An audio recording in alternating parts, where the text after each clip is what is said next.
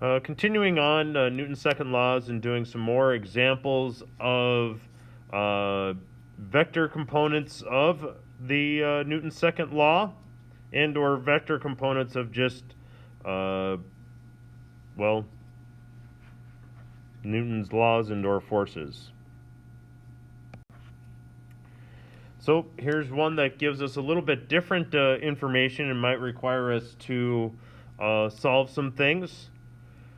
First off, we have a mass of the box is 5 kilograms. The tension is 100 newtons. And we are asked to solve for how big is the frictional force. We know that it's moving to the right as well with an acceleration of 4 meters per second per second. When we look at the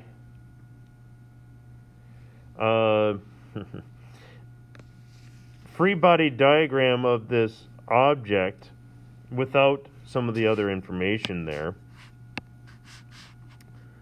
we can see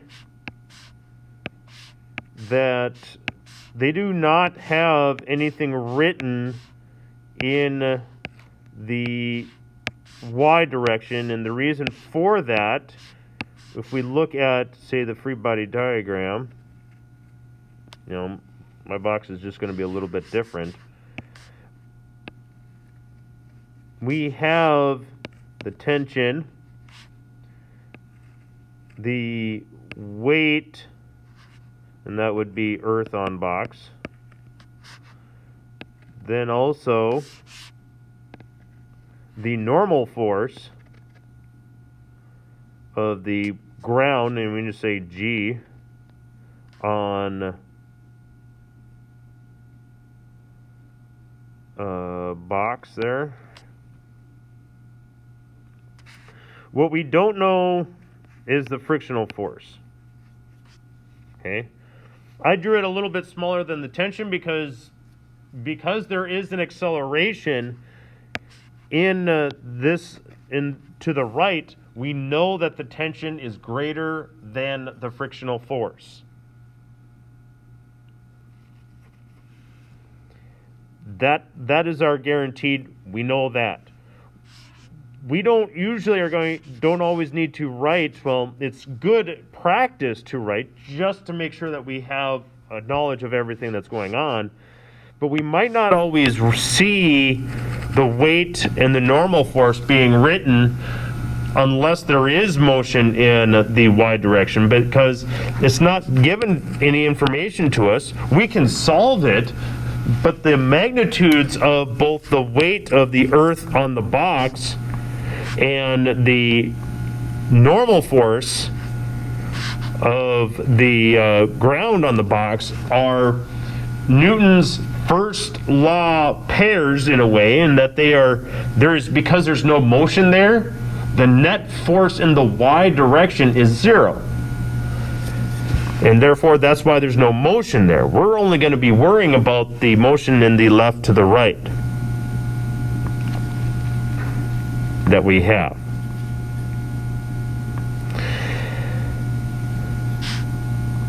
We need to find out what the net force is for this. And when we look at it, it's going to be written a little, and you can say F net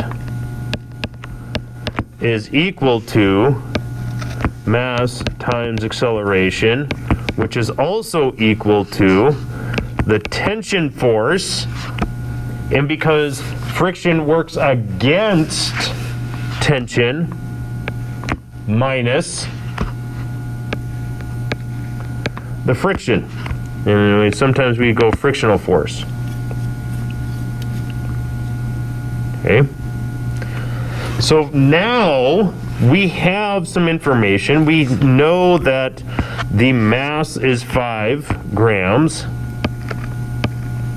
or 5 kilograms, my mistake. And for meters per second equal to 100 newtons minus the frictional force. 5 times 4, 20 newtons is equal to 100 newtons minus the frictional force. To get one on the other side, you would have to subtract 100 newtons from both sides.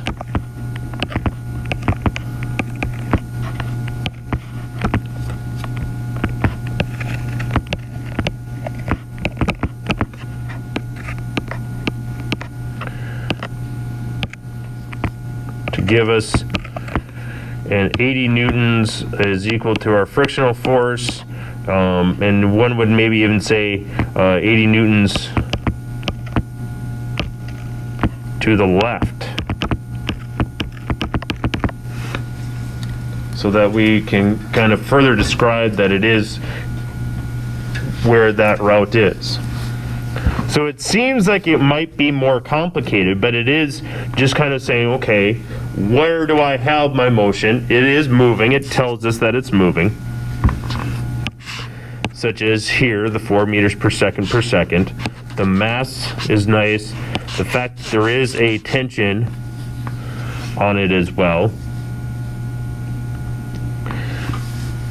And that the frictional force is 80 newtons. It opposes it.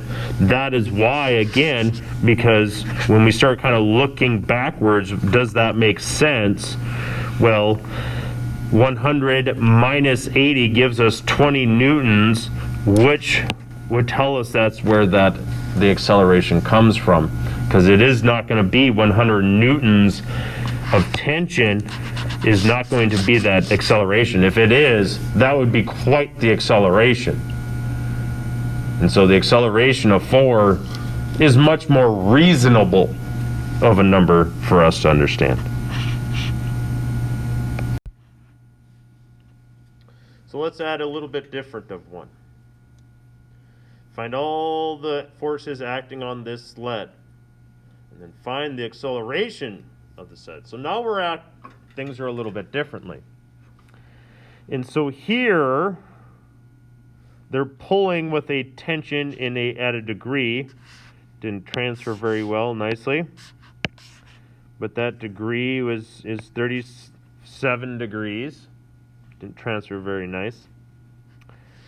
We do have an indicating that the frictional force of the snow on the sled is about 50 newtons. And so we should probably draw a very simple free body diagram.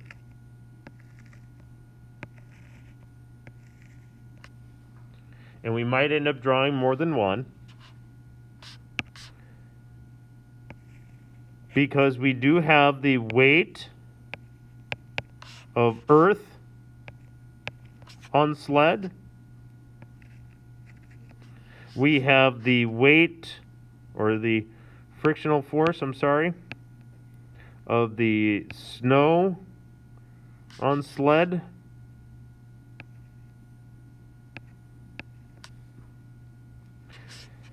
Now, here is where we have some things, is that we know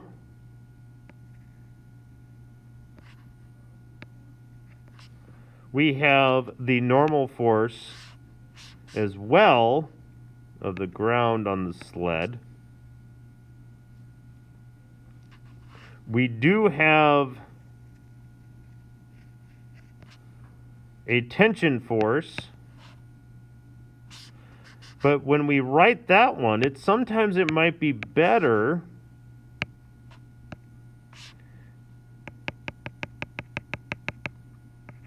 to look at it in the x direction, so it would be tension in the x, and then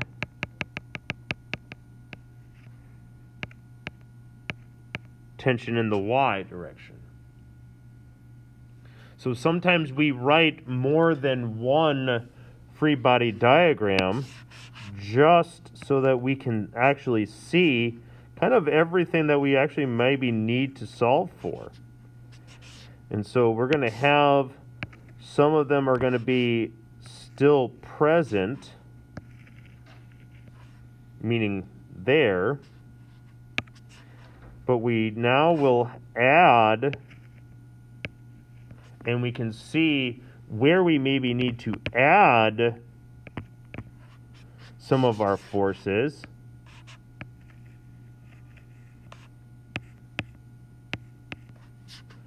And where we can subtract some of our forces.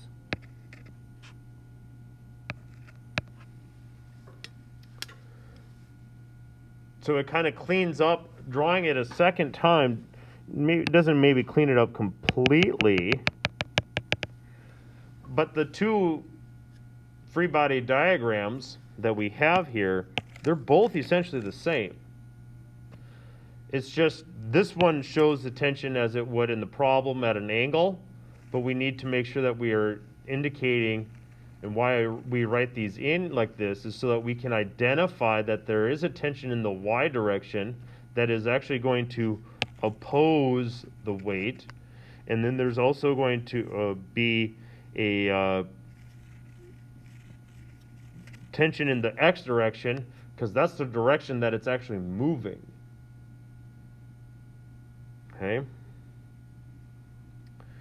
And so what we have, and we can almost in some ways, we're not worried about the motion in the up and down, because that kind of takes care of itself. The more you pull, the higher the angle that you pull up an object with, these here, this will become less as this becomes more, so that it equals the weight, because this isn't going to change at all. So the magnitude of these two will vary, kind of almost like you can think of it as a filling of buckets, as you've seen maybe in graphs before, where as one gets bigger, the other one gets smaller. This one is a bucket that never changes, but the quantity of this is going to be equal and opposite because there's not motion in the y direction. It just feels nicer or feels lighter because there is that normal force always there, but you're also pulling at it there, as opposed to adding to it if you pushed down. So we're going to really worry about the frictional force and the tension in the x direction. Well, to find the tension in the x direction, it's going to resize this a little bit here so we have more room to work with. To solve for tension in the x, we need to solve, I believe it is cosine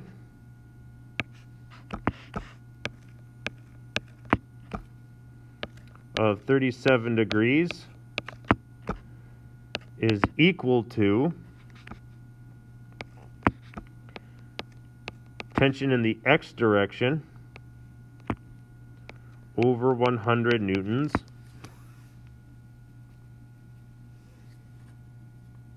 opposite over hypotenuse. Making sure that my calculator is not in radians, because that's a big deal. Cosine of 37 times 100 gives me a tension in the x direction of about 79.9 newtons.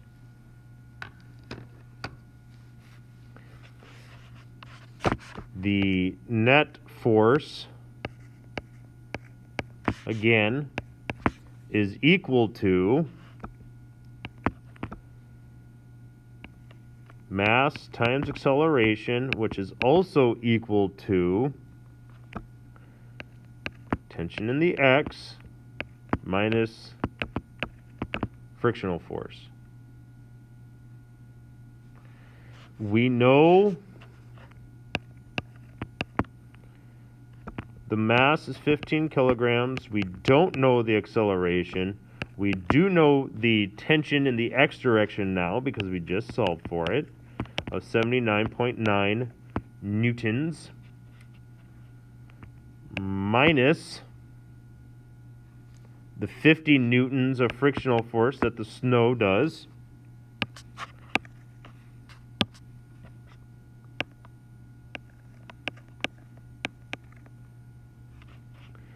So roughly 29.9, some would just say 30,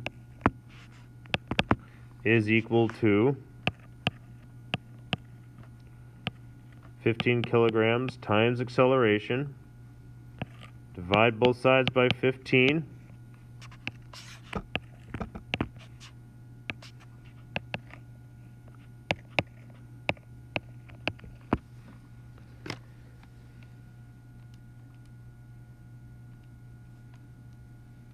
To give me an acceleration of 1.99. A lot of times people would just want to say 2 because that's not too far off of that.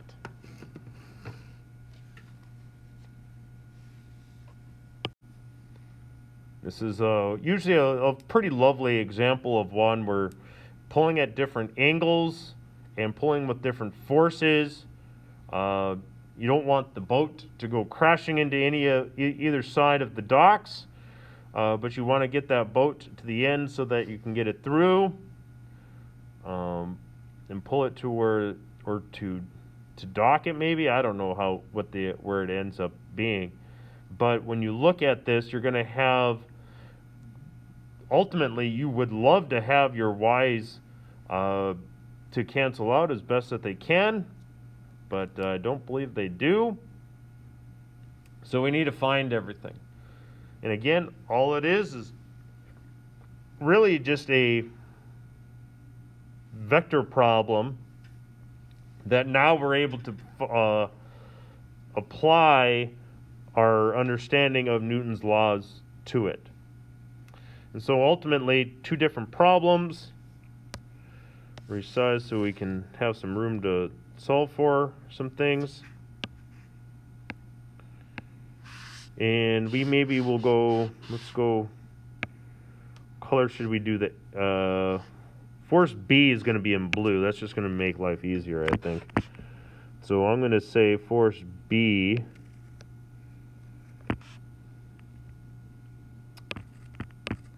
(30 newtons), because B is blue, just for a little bit of association.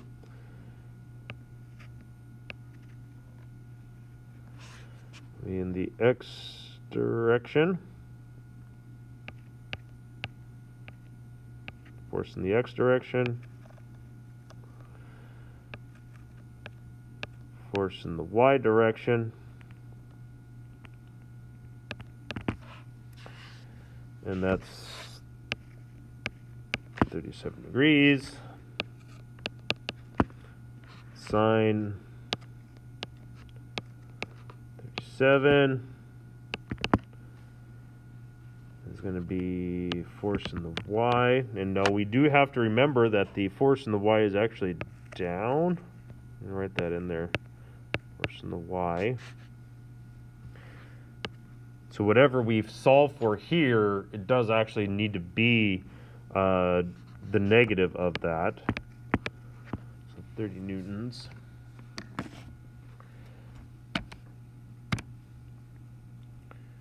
Oh, I don't like that number right there. Get rid of that. Just did not look nice. There.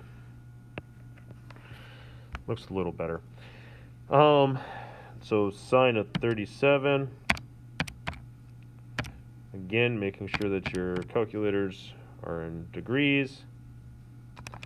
Multiply that by 30 to give us 18.05 force of Y.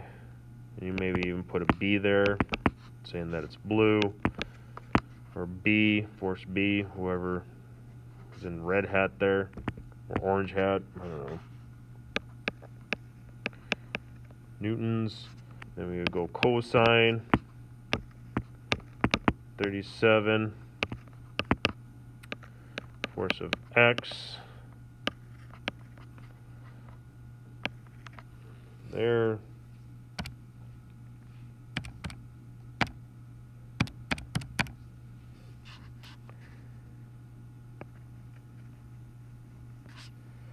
So that x would be 23.96.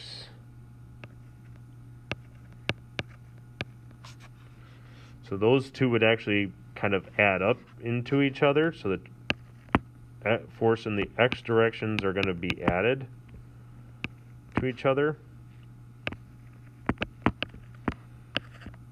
6 newtons. Let's see if I have a fun color for that. Let's just do orange. We've used orange for a while, and we won't until we get into newtons, or to momentum. So that would be 40 newtons. That degree is at nice 45. That person knows how to pull a boat. Force in the x, force in the y, but the nature of 45 degrees is going to be really nice. Sine of 45. There, and so we can just solve for 40 and f of x. But again, the nature of the 45 degree angle does allow for us to kind of essentially solve for two things at one time, because they're equal, the same one. So it would be the force of x and force in the y are both going to be 28.2, let's say 28 newtons. So now we would add up our forces.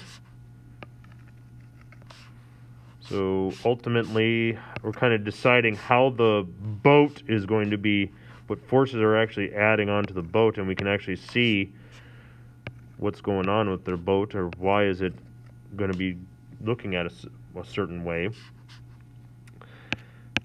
Let's go with a different color on that. Let's go forces. Forces in the x direction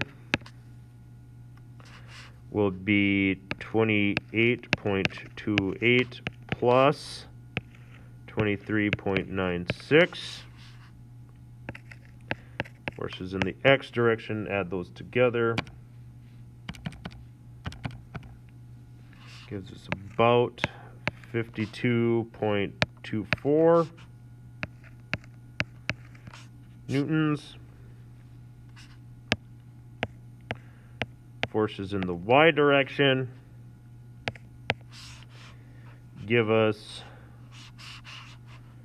and this one is going to be the trickier one, because we have to make sure that we're subtracting, because one's going up in the positive y direction, one's going down in the negative y direction, of 18.05. So the force in the y direction,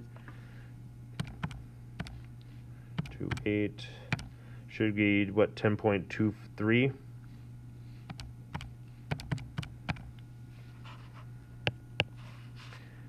.23 newtons. So ultimately, it's going to start going, it's going to make its way, it's not going to be going straight down. Person B or force B is going to have to either change their angle, or they're going to have to pull with more force and change their angle. So we could, if we really wanted to, kind of go back and solve for at what angle would they be able to equal out to the 28 newtons? Would they ever be able to? I think they would have to really depend on the rope, because I think that angle's got to get a lot closer to 1. or 0 because of just the nature of how the right angles and hypotenuse work. So